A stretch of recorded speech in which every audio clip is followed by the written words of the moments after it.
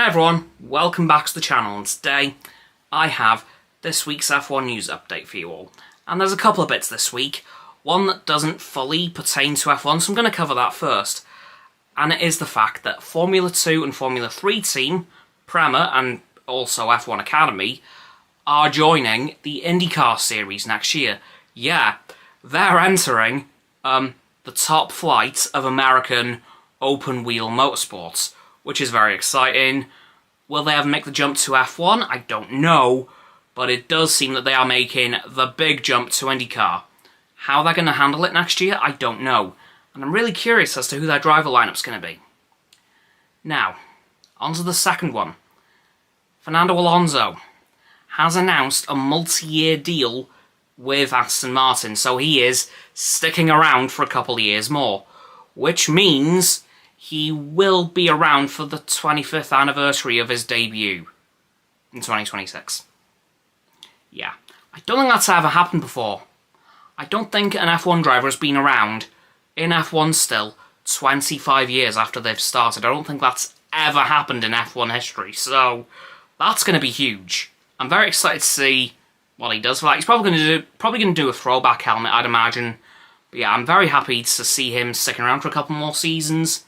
Of course, there's only really a couple of drivers left that I grew up with as a child now, namely Sergio Perez, Lewis Hamilton, and Fernando.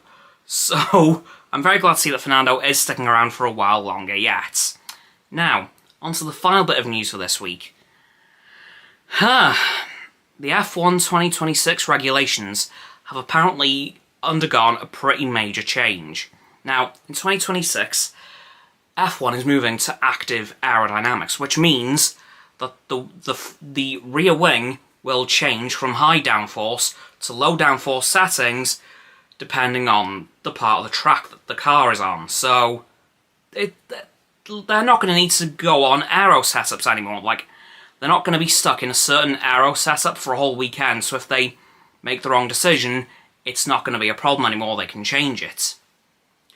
Now, there was a problem in simulations from a lot of teams.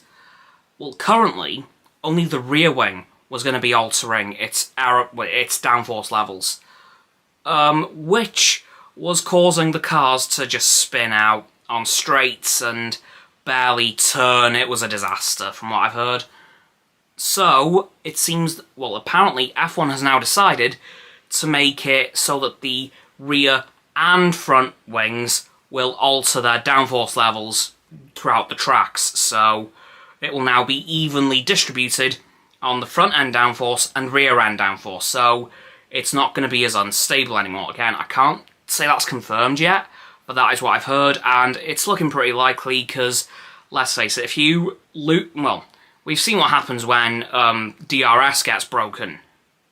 I think it was Yuki Tsunoda last year who had his rear wing snap in half, so the left side was opening, but the right side was staying closed, and that made his car pretty unstable, if I remember rightly. So we know what happens when the rear wing goes a bit wonky. So I can imagine that this will be happening in 2026.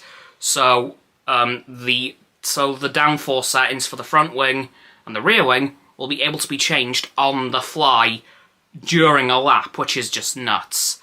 I am very excited to see how that goes.